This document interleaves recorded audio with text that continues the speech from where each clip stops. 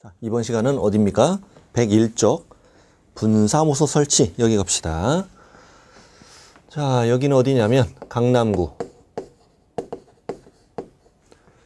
서울 강남구에 법인이 주된 중개사무소를 두었다.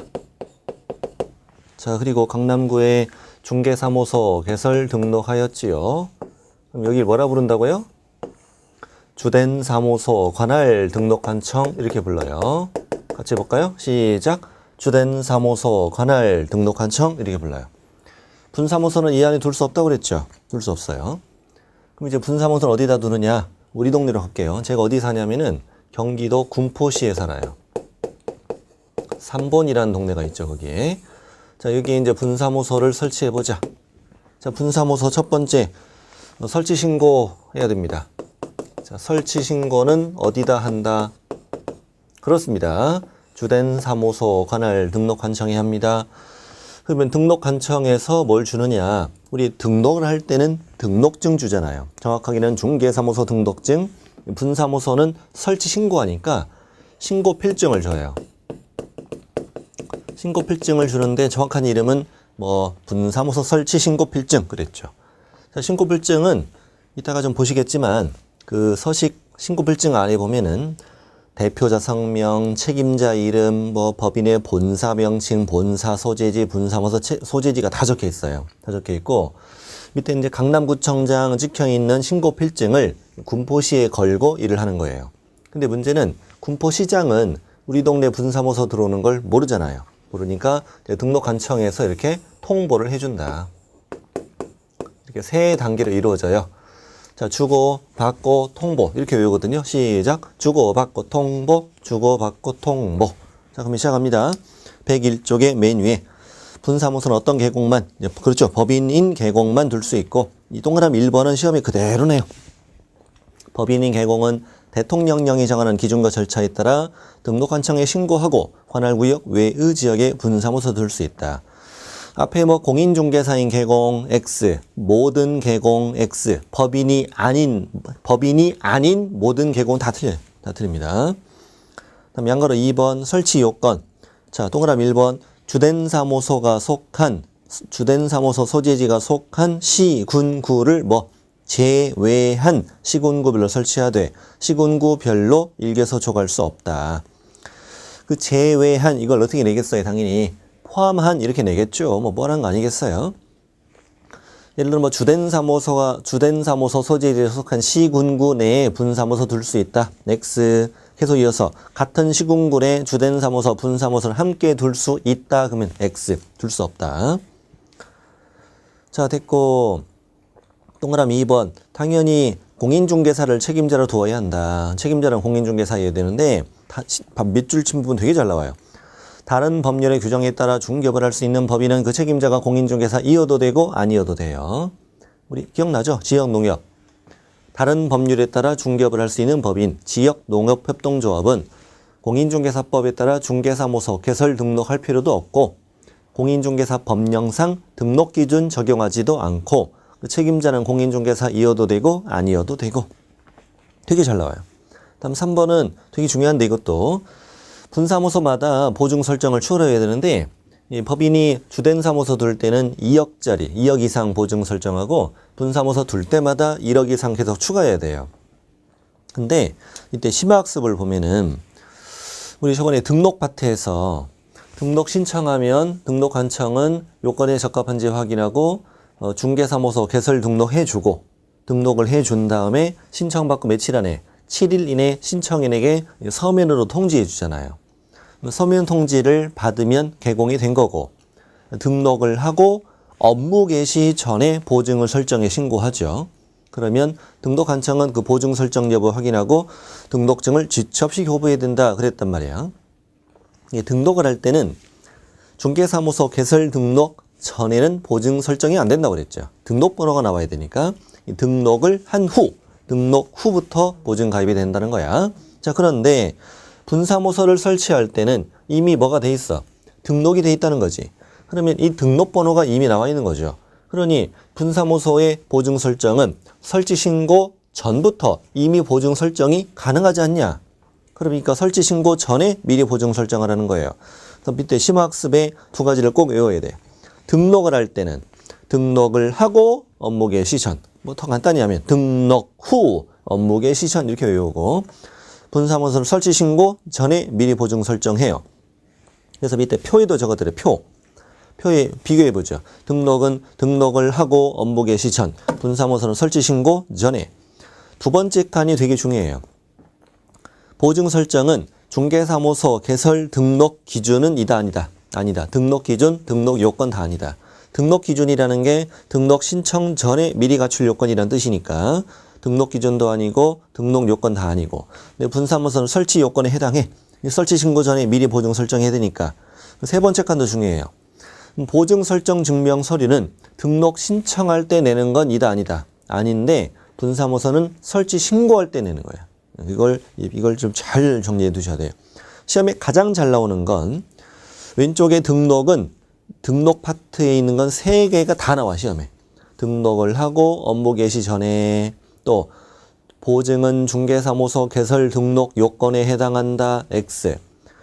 등록을 신청할 때 보증 설정 증명 서류를 제출해야 한다 X. 근데 분사무소는 세 번째 칸만 줄어내요. 분사무소는 설치 신고할 때 보증 설정 증명 서류를 제출한다. 그게 중요하다. 부탁드립니다. 자, 됐고. 자, 그럼 밑에 이제 설치 절차. 자, 설치 신고할 자는 분사무소 설치 신고서에 다음의 서류를 첨부해서 어디 제출하세요? 주된 사무소 소재지 관할 등록 관청에 제출해라. 그럼 이걸 틀리 내겠지. 어떻게 내겠어요? 분사무소 소재지 관할 등록 관청에 제출해라. 그럼 틀리는 거잖아요. 거기 이게 주된 사무소를 분사무소라고 막 바꾸면 틀리게 문장은. 이게 틀리니까 그것만 신경 쓰면 되고 별거 아니에요. 이것도. 다음 페이지 그 주의에 적어드렸잖아요. 이렇게 하면 틀린다고. 틀린다고.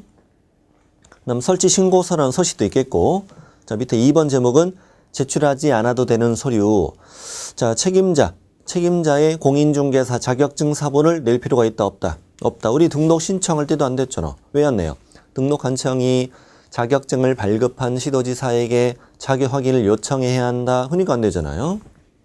그래서 당연히 분사무소 설치 신고서에는 책임자가 어떤 시도에서 자격증을 받았는지를 자격증 발급 시도를 적어내야 되겠네. 그렇죠. 동그라미 2번. 어떤 법인이 분사무소 둘 거냐? 법인 등기상 증명서 내 안 내? 안 내. 건축물 대장도 안 내. 이건 행정정보 공동이용을 통해서 법인 등기상 증명서 건축물 대장을 공무원이 직접 확인하죠. 낼 필요가 없죠.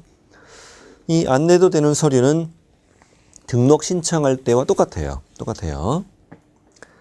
자, 그 다음에 밑에 제출 서류. 책임자가 실무교육 받았냐? 내라.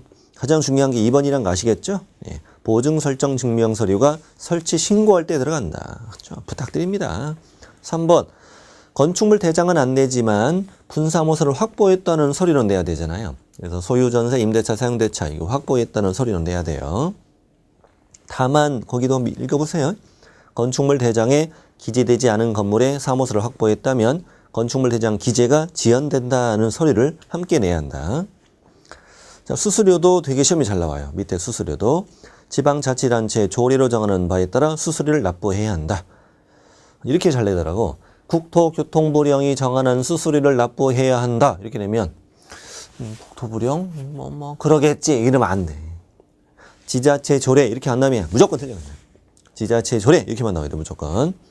자, 이렇게 해서 이제 설치 신고서 내고 서류는 내는 것도 있고 뭐 안 내는 것도 있고 뭐 수수료도 냈고 이 좋아. 그럼 이제 요건에 적합하면 뭘 주겠지? 신고필증 주고 이렇게 통보해 주는 거죠. 그래서 5번 반갈 5번에 1번도 시험에 그대로 나와요. 분사무소 설치 신고받은 등록관청은 그 신고 내용이 적합한 경우에는 국토교통부령이 정하는 신고필증을 교부해야 한다.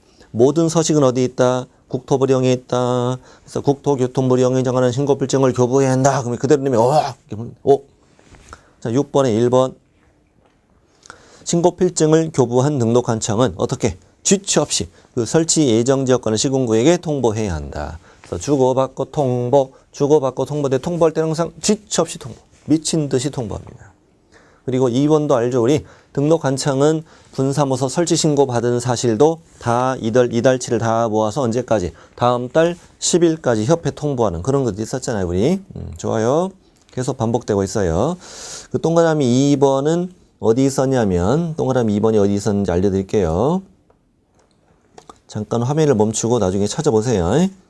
어디 있었냐면 69쪽에 있었던 내용이었어. 69쪽에 있었던 내용이니까 거기 한번 찾아보시기 바랍니다. 화면을 잠시 멈추고 이렇게 찾아보면 되잖아요.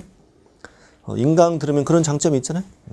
물론 너무 자주 멈추면 좀 늦어질 그런 우려가 있죠. 그렇죠. 뭐 인강 멈추고 우리 쇼핑도 해야 되고 그렇잖아. 뉴스도 봐야 되고 그러다가 1시간 들으려면 하루 종일 그러니까 너무 자주 멈추지 말고 우리 딴지 하여튼 한키 우리 열심히 공부해야 돼. 자, 103쪽 신고필증 재교부.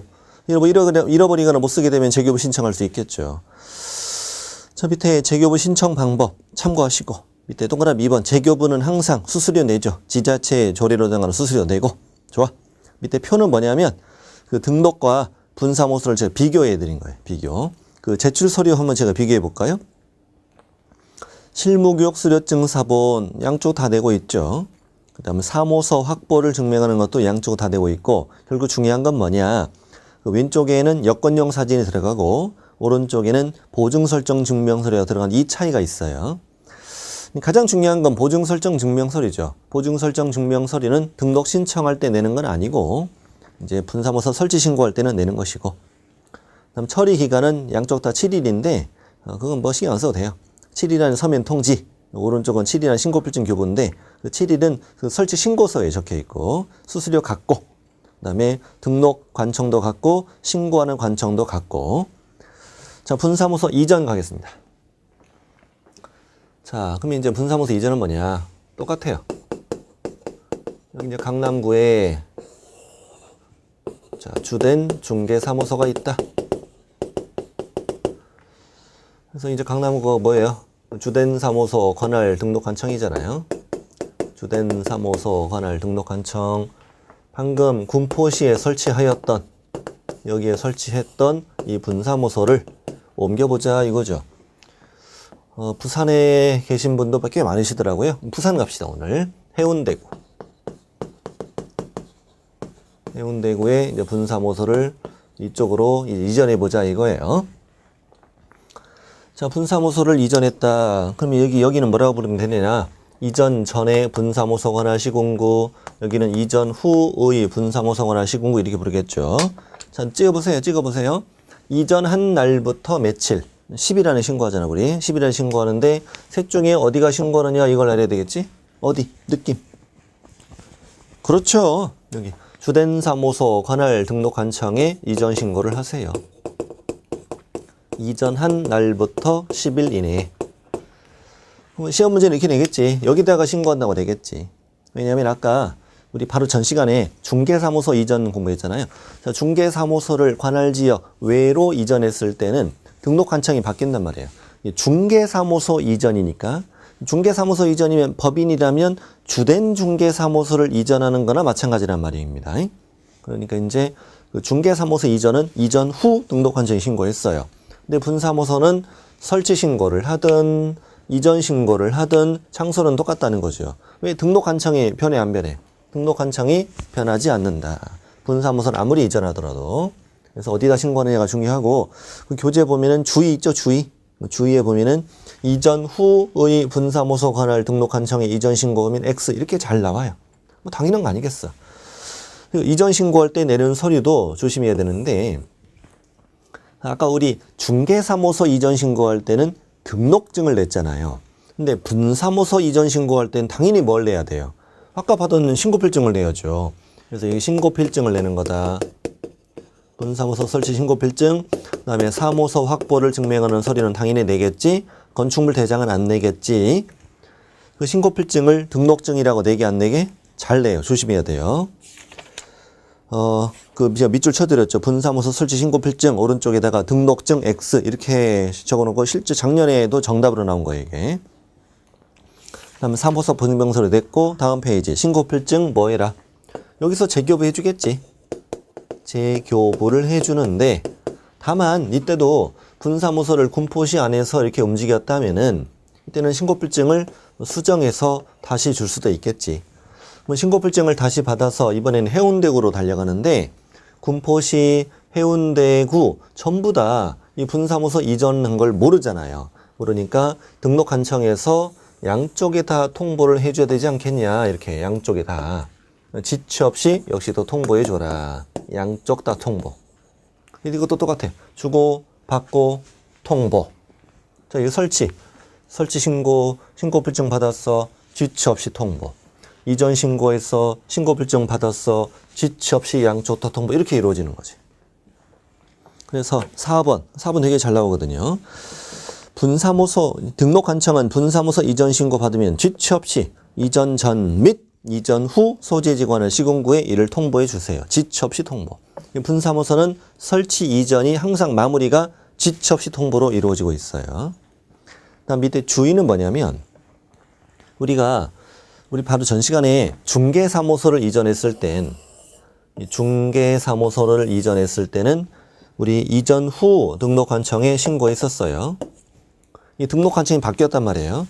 서류 송부 요청, 지체 없이 서류 송부, 대개 한 마리 이게 있었단 말이야. 근데 분사무소 이전할 땐 설치 신고도 등록관청에 하고 강남구에 하고 이전 신고도 강남구에 하니까 서류를 송부할 일이 있다 없다? 없는 거죠. 그래서 밑에 주의에 있는 말은 그 말이에요. 등록관청이 변하지 않기 때문에 서류를 송부할 일은 없습니다요. 이런 얘기죠. 자, 밑에 문제는 여러분께서 풀어보시고 105쪽에 있는 내용도 뭐 설치 신고서 이렇게 생겼고 그 다음 페이지 신고 필증도 이렇게 생겼구나 입니다. 생겼구나. 자, 이제 어디로 가느냐. 107쪽 분사무소 끝났습니다. 끝났고 이제 중개사무소 공동사용이라는 제도가 왔어요. 107쪽에 자, 위에 동그라미 1번 아셔야 됩니다. 개업공인중개사는 그 업무의 효율적 수행을 위하여 다른 개업공인중개사와 중개사무소를 공동으로 사용할 수 있다. 아하, 중개사무소 공동사용 이게 뭐냐 이거지. 자, 이자는 누구냐. 이자는 공인중개사인 개업공인중개사 갑입니다. 이자는 이 사무소를 임차하여 중개업을 하고 있습니다. 하고 있는데 자, 을은 누구냐? 이제는 그냥 공인중개사예요. 친구인데 갑이 을한테 야 같이 할래? 난 소공 되긴 싫은데 난 개공 될 건데 너 개공 될 수 있어. 네가 내 사무소에 중개사무소 개설 등록을 하면 돼. 개설 등록을 하면 너도 개업공인중개사가 되는 것이고 사무소만 같이 쓰는 것이지 너랑 나랑 따로따로 개공이 되는 거야. 이걸 말합니다. 자, 그러면 이자는 누구냐? 이자는 이미 중개업을 하고 있는 자예요. 하고 있는 자인데 이자도 여기에 들어갈 수 있느냐? 어떻게 하면 들어갈까? 우리 방금 배웠던 그렇죠?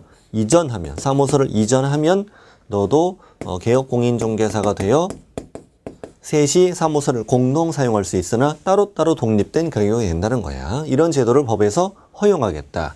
이런 걸 말한다. 중개사무소 공동 사용이라고 해요. 중개사무소 공동 사용. 그럼 인원수 제한은 없어. 인원수 제한 두고 종별이 어떻게 섞여도 상관없어요. 예를 들어서 법인인 개업공인중개사는 종별이 다른 개공과 사무소를 공동 사용할 수 있다. 그러면 맞는 말이에요. 맞는 말이고. 나는 뭐 법인이다. 나는 공인중개사인 개공이다. 나는 아저씨다. 그건 상관없어. 상관없고. 간판은 사무소 명칭은 하나만 써도 되고요. 근데 3명의 이름을 다 적어야 되고 안에 액자도 4개씩 다 걸어야 돼. 근데 아저씨라면 액자 하나 부족하겠다. 자격증 하나 부족할 거 아니에요? 네, 그러면 이제 좀 허전하겠죠. 얘들이 약 올리겠다. 알면서 뻔히 약 올려. 아저씨는 액자 하나 어디 갔어? 아, 진짜. 사진이라도 붙여. 열받아. 빨리 죽을지도 몰라요. 어쨌든 이제 이렇게 독립된 의무를 갖는다. 휴평 다 따로야. 네가 휴업이라고 나도 휴업인 건 아니야. 따로따로고 등록 취소 업무 정지도 다 따로따로. 보증 설정 따로. 인장 등록 다 따로. 자, 이런 걸 우리는 사무소 공동 사용이라 하고 중개사무소를 공동으로 사용하는 방법은 공인중개사라면 중개사무소 개설 등록하면 되고 이미 중개업하고 있는 자라면 이전 신고하면 되고 뭐 분사무소 설치 신고도 다 가능해요. 다 가능하고.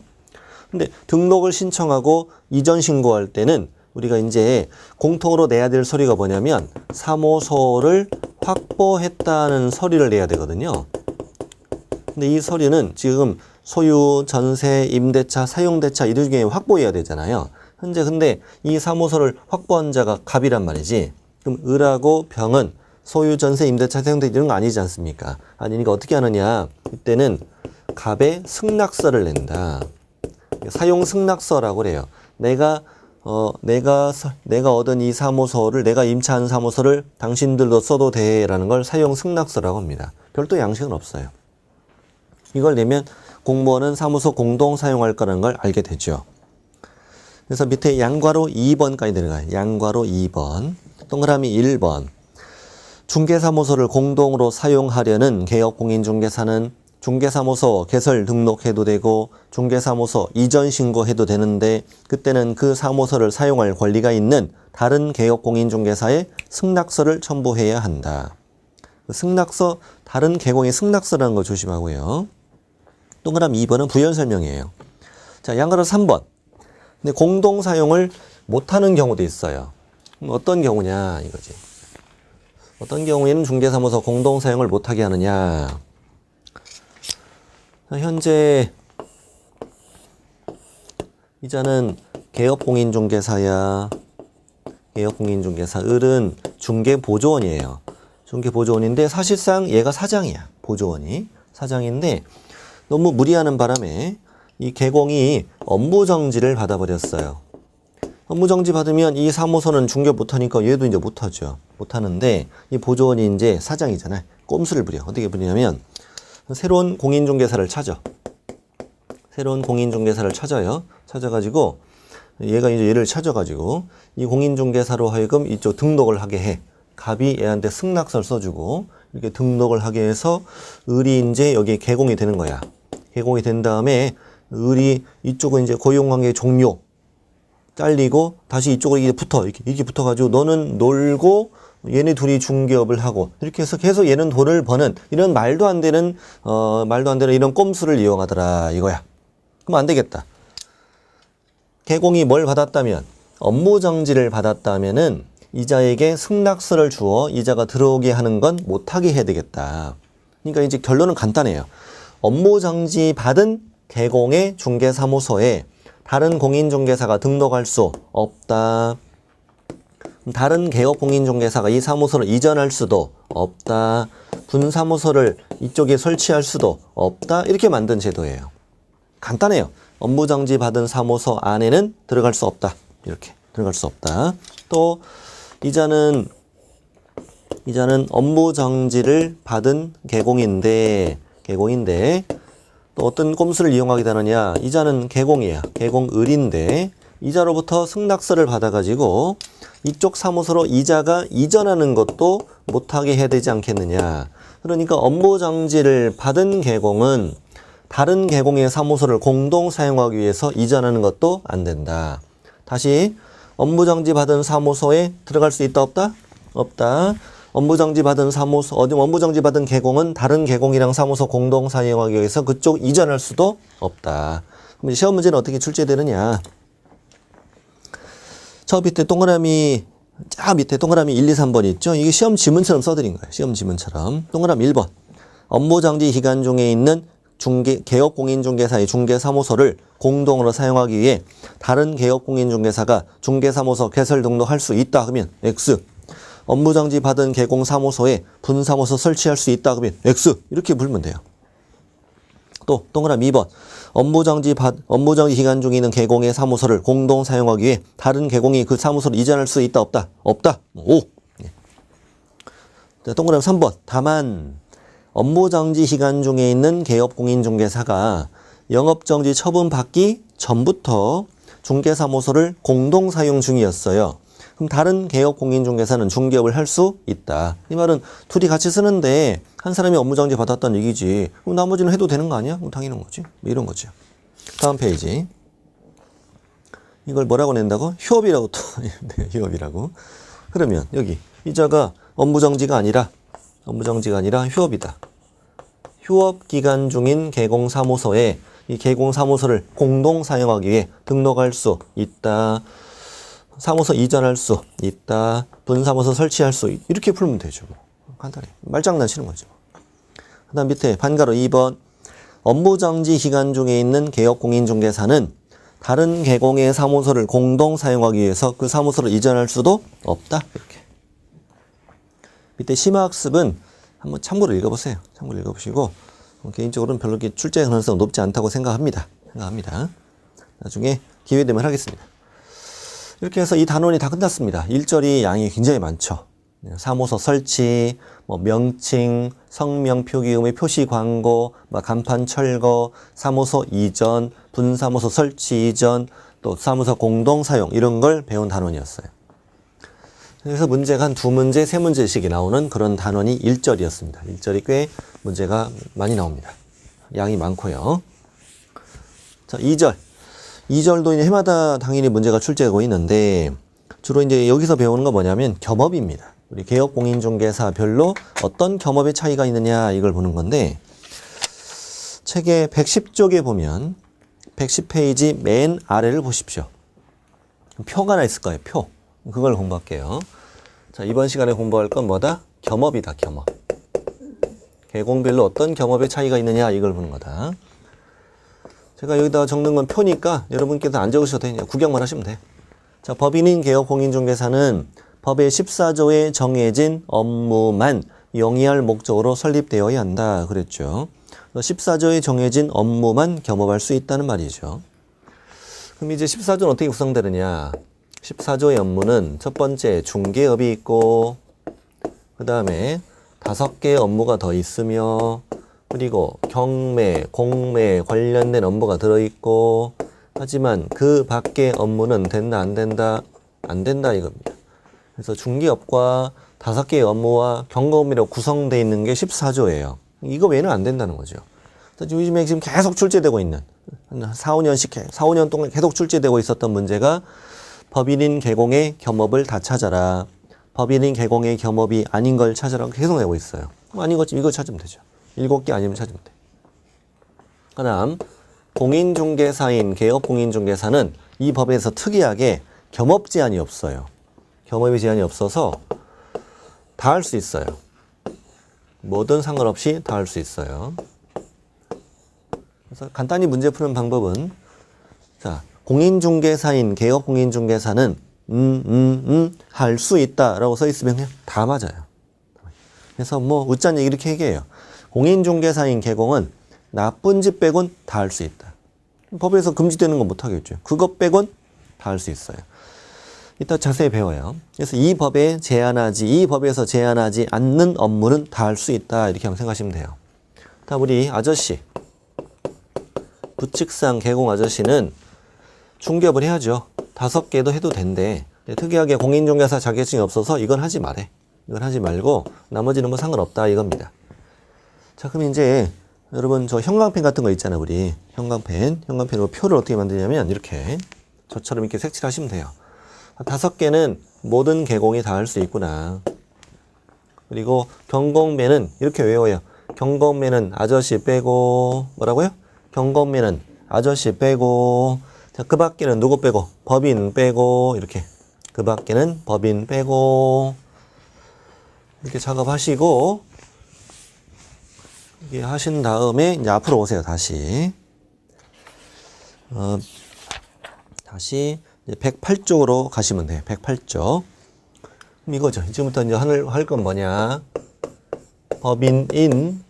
법인인 개업공인중개사가 겸업할 수 있는 것은 무엇이냐? 겸업할 수 없는 건 뭐냐? 이걸 공부하자는 얘기입니다. 그래서 108쪽에 그 양거로 1번 법인인 개업공인중개사의 겸업 밑에 4줄 한번 읽어보시고 밑에 밑줄 친 걸 읽어볼게요. 자, 법인인 개업공인중개사는 다른 법률에 규정된 경우를 제외한다면 중개업과 다음에 쭉 열거된 업무 외에 다른 업무를 함께 할 수는 없습니다.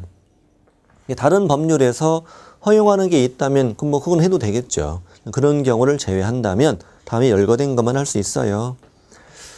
그럼 첫 번째는 당연히 중개업이고 이거는 뭐 적고만 가도 되겠죠. 자, 2번째부터 갑니다. 이제 2번에서 여러분 2번에서 오른쪽 6번까지가 5개잖아요. 그렇게 저처럼 쓰셔도 돼요. 동그라미 2번에서 동그라미 6번까지가 뭐다? 5개다. 근데 좀 여러분 이게 적어야 되는 이유는 뭐냐면 좀 이것도 좀 적어야 돼요. 이 5개의 업무는 중개업이 아니에요. 중개업 오른쪽에 따로 있잖아요. 중개업이 아니라는 말은 매매, 교환, 임대차 이런 걸 알선하는 일은 아니라는 말이에요. 그냥 부동산과 관련된 다른 업종이라는 말이지.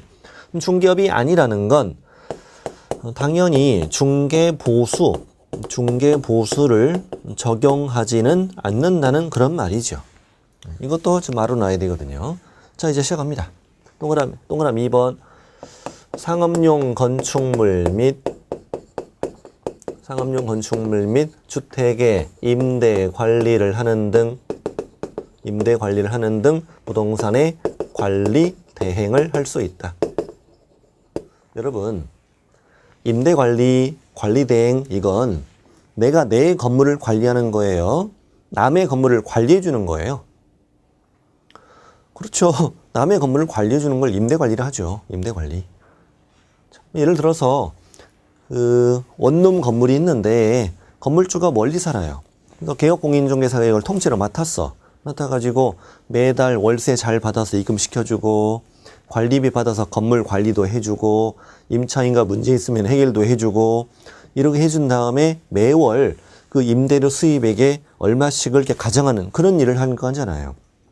이건 중개업은 아니잖아요. 중개업은 아니고, 그리고 만약에 임차인이 나갔네. 새로운 임차인을 찾았어. 그리고 중개했어. 그때 이제 중개 보수는 별도고, 당연히 별도고. 같이 할 수 있다는 거지. 뭐 이 업무는 이해했으면 됐고, 문제 푸는 거니까 문제는 이렇게 내요. 상업용 건축물의 임대관리, 상업용 건축물의 관리대행, 주택의 임대관리, 주택의 관리대행 그렇게 연습하시면 돼요.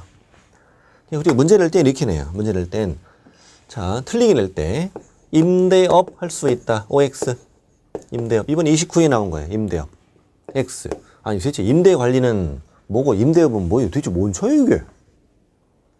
그렇죠. 그거지. 임대업은 내가 건물 사서 임대업하는 게 임대업이고 임대관리는 남의 건물을 내가 관리해 주는 거고 이렇게 내요. 그러니까 문제 낼 때 자, 법인인 개공에 겸업이 아닌 걸 찾아라 이럴 때 막 생뚱맞은 걸 내는 게 아니에요. 사채업. 누가 틀려 그러면 이거 말도 안 되는 거지. 그렇게 내겠냐고. 옛날에 그렇게 내기도 했었어요. 아주 옛날에는. 적게 낼 때는. 뭐 운송업 뭐 이런 거 내고 뭐 감정평가 뭐 이런 거 내고 그랬었어요. X. 근데 요즘에는 이렇게 여기 있는 거랑 비스무리하게 내요. 비스무리하게. 그걸 다 적어 드렸죠. 오른쪽에 주위에 다 적혀 있잖아요. 제가 이렇게 친절해요. 아니, 책은 문제를 풀게 만들어야 할 거 아니냐고. 소설책처럼 쓰면 안 되고. 그런 거죠? 네, 그런 거예요. 우리는 학문서를 보내는 게 아니라 수험서예요, 수험서. 객관식 문제 풀기 위해서 책을 공부하는 거라고요. 그럼 어떻게 틀리 나오는지 다 알려줘야지. 심지어 이것도 나왔어. 농업용 건축물의 관리대행. 왜 X? 왜 틀려요, 이거? 농업용 건축물 관리대행 왜 틀려요? 상업용 건축물과 주택이라고 돼 있잖아요. 농업용 건축물 이러면 틀리는 거예요, 이게. 틀리는 거고. 심지어 뭐 거기 안 써 있지만 이렇게 들어놨어요. 상업용 건축물과 주택의 관리업. 말도 안 되는 거야, 사실은. 관리업. 내가 관리하는 거지. X, 관리 대행. 되게 치사해요, 문제가 이렇게. 치사합니다. 상당히 치사합니다. 그냥 받아들이세요. 뭐, 그래야 많은 사람이 떨어질 거 아니에요. 우리 이제 붙기 위해서 열심히 공부하면 되는 거지, 뭐. 이렇게 문제를 낸다. 비스무리하게. 자, 갑시다. 세 번째. 공부할 때 주의할 점은요, 너무 깊게 이해하면 안 돼요. 우리는 객관식 문제만 풀면 된다고. 예를 들어서, 농업용 건축물, 가끔 질문이, 농업용 건축물이 뭐니? 농업용 건축물이지, 뭐요. 그런 거 이해하지 마. 우리 객관식 문제만 풀면 돼요. 논문 쓸 거야? 아니잖아. 어디서 뭐 발표할 거냐고. 아니라고요. 우리는 객관식 문제만 풀면 돼요. 제발 시험에 나오는 거 외에는 상상하지 마요. 궁금해하지도 말고. 상업용 건축물 주택이라고 돼 있잖아. 그럼 농업용 건축물이면 틀리는 거지. 그러고 그냥 지나가면 돼. 고민하지 마요. 고민하지 말고 연구하지 말고. 됐어요? 있는 그대로만 그냥 문제만 풀면 돼. 문제만. 나중에 농업용 건축물 안 할 거잖아, 여러분. 그럼 됐잖아. 안 할 거잖아. 왜 흥분하냐고? 앞으로 그러시라고. 자, 3번 가자. 자, 3번은 뭐냐? 부동산의 이용에 대하여 또 개발에 관하여 또 거래에 관하여 뭐 한다? 상담. 제가 막 쌓여서 그래요, 그게. 이렇게 가끔 질문 들어보면 되게 안타까워요.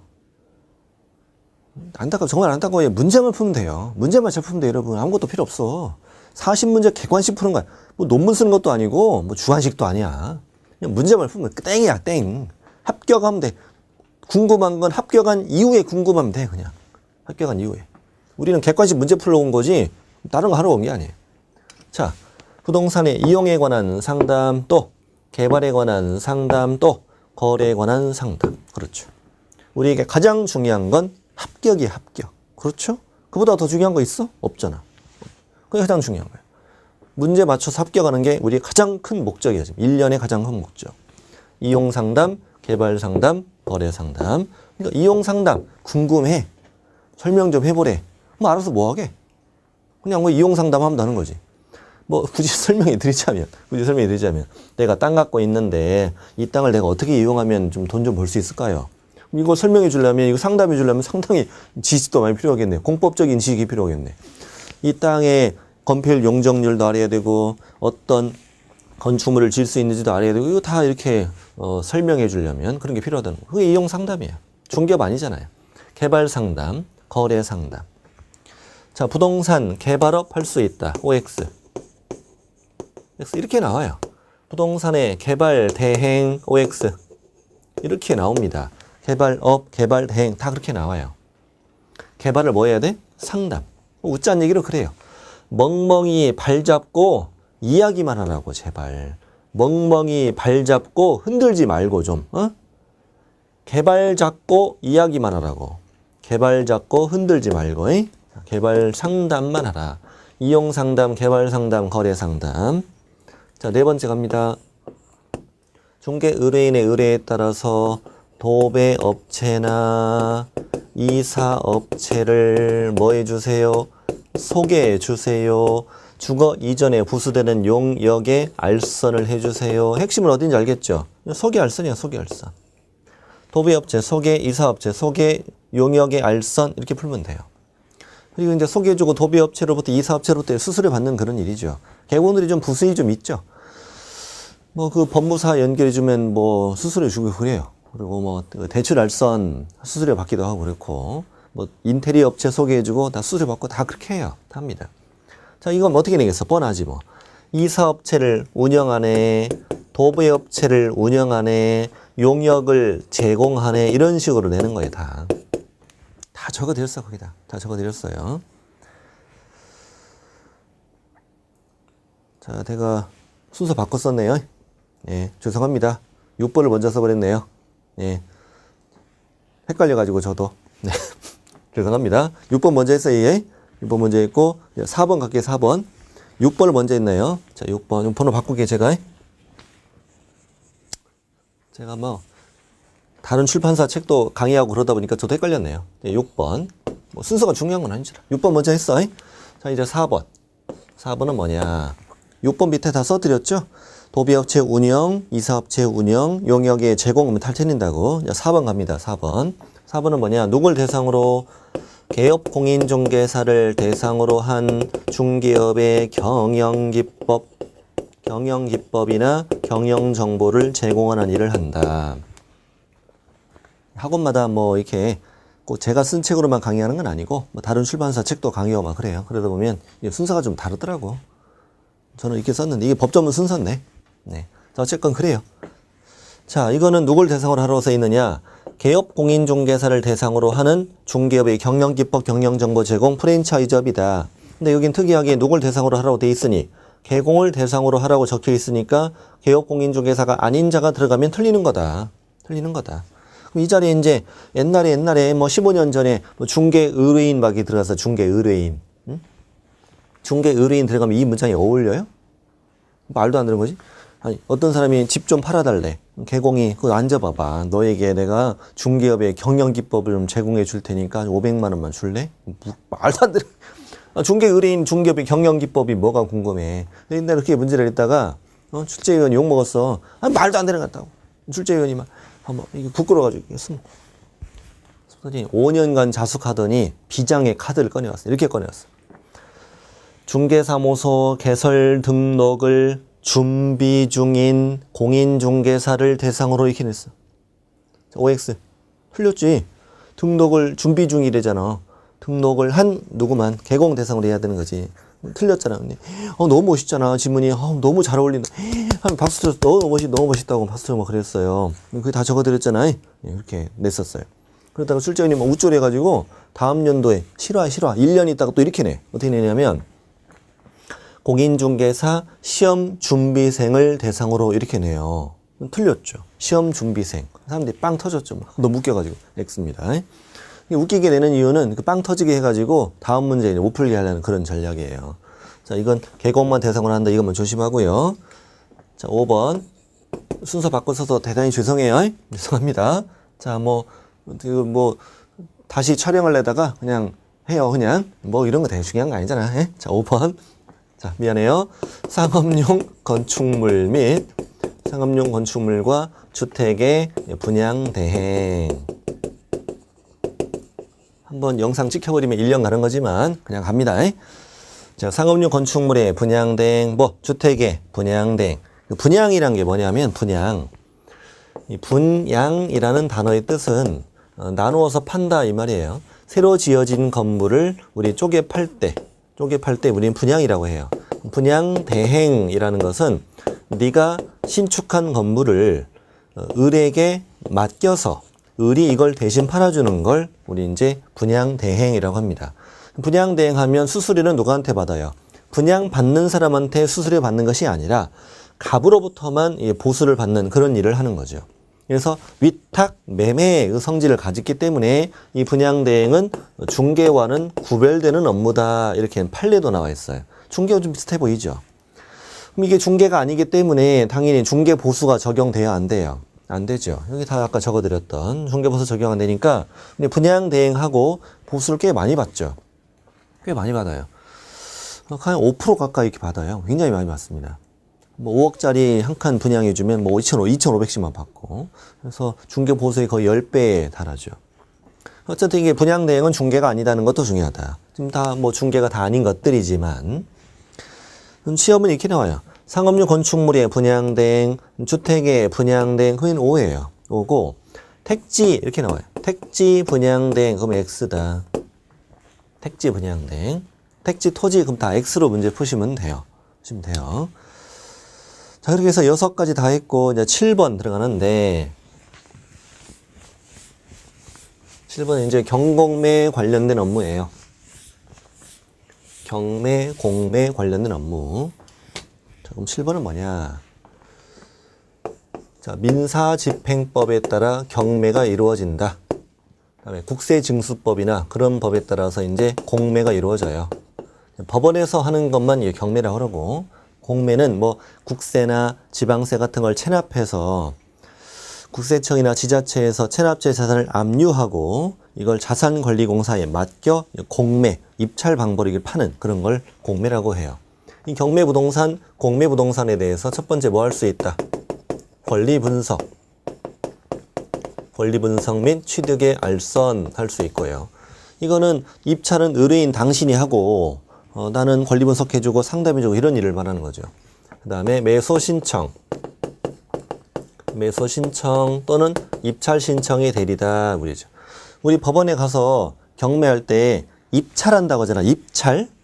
현재 그 입찰이라는 말과 매수 신청이라는 말과는 같은 말이야. 같은 뜻이야 이게. 민사집행법에서는 입찰이라는 말도 쓰고요. 더 매수 신청이라는 말을 더 많이 써요. 매수 신청이라는 말이 내가 입찰한다는 얘기다. 이 7번을 쪼개면 4개로 쪼개집니다. 경매, 권리분석, 알선, 경매, 매수신청, 대리, 공매, 권리분석, 알선, 공매, 매수신청, 대리 이렇게 돼요. 이거 할 수 있는데 이 중에서 경매, 매수신청, 대리 이 업무는 원래 변호사만 할 수 있는 일이에요. 아무나 할 수 있는 일이 아니라 왜냐하면 경매는 보통 소송사건이라 하거든요. 이 저당권 같은 거 설정하면 그 돈 안 갚으면 바로 경매 신청할 수 있어요. 법원 가서. 이걸 의무경매라고 해요. 근데 이 담보물건이 있는 경우는 소송 과정을 생략하고 바로 경매할 수 있지만 차용증 같은 것만 써놓은 상태다. 그 상태면 채무자 상대로 소송해서 판결문 받아서 채무자 소유 재산을 압류해서 이렇게 경매하고 이렇게 하거든요. 그래서 경매는 일종의 소송사건이라고 해요. 소송사건의 대리는 변호사만 할 수 있는 일인 거잖아요. 그래서 우리는 지금 조건부 허용을 하게 돼요. 조건부 허용.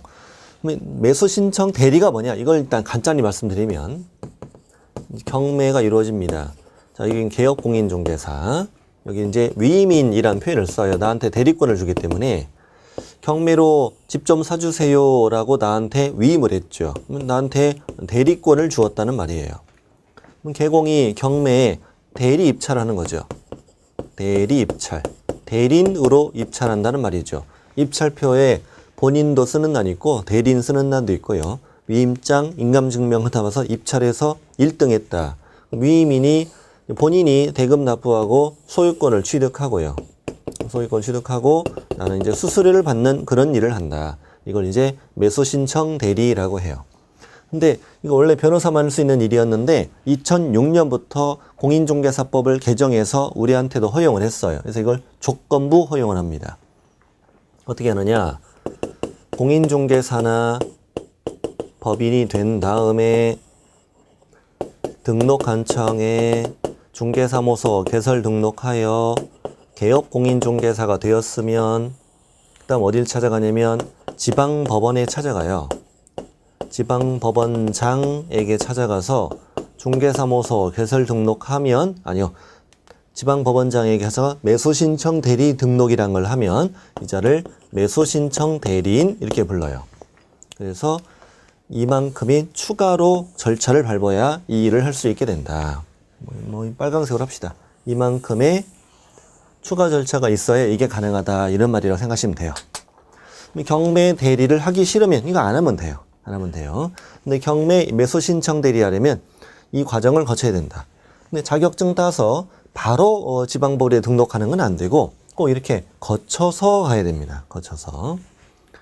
경매 대리를 하려면 이 과정을 거쳐야 되는 것이니까 나머지는 그냥 해도 돼요.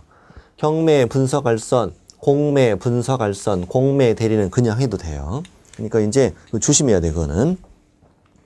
그래서 7번의 내용을 좀 읽어보시고 밑에 기역번에 제가 4개로 쪼개드렸고 니은 이 4개로 쪼갠 것 중에 경매 대리를 하려면 대법원 규칙에 따라 지방법원에 등록해야 돼. 그러니까 디귿번에 있는 것처럼 나머지 경매 분석알선, 공매 분석알선, 공매 대리 이런 건 등록하지 않아도 된다는 거예요. 자, 그래서 그 다음 페이지 보면은 제가 예를 주의도 쳐드렸죠. 예를 들어서 공매 입찰 신청 대리를 하고 싶으면 지방법원에 등록해라. 그러면 틀린 지문 이런 식으로 문제를 푸는 거예요. 문제 푸는 거고 다시 앞으로 와서 대법원 규칙이라고 있을 거예요. 대법원 규칙이 정하는 요건을 갖추어 지방법원에 등록해야 된다. 그 대법원 규칙을 우린 이 책의 맨 마지막에 가서 배워요. 경매 절차도 배우고 대법원 규칙에 따라 우리가 지방법원에 등록하고 어떻게 입찰대리 업무를 하고 이런 걸 쭉 이제 배우게 된다. 그래서 대법원 규칙 자리도 다른 게 들어가면 틀린다. 국토교통부령 예를 들면 X 이렇게 문제 풀고요. 지방법원에 다른 게 들어가도 다 틀려요. 다 틀립니다. 그래서 딱 4군데 일치돼야 돼. 경매, 매수신청 대리, 대법원 규칙, 지방법원 이렇게 연습해. 다시 시작. 경매, 매수신청 대리, 대법원 규칙, 지방법원 딱 일치되어야 된다는 걸 잘 연습해 놔야 돼요. 이번 시간을 마칠 것이고요.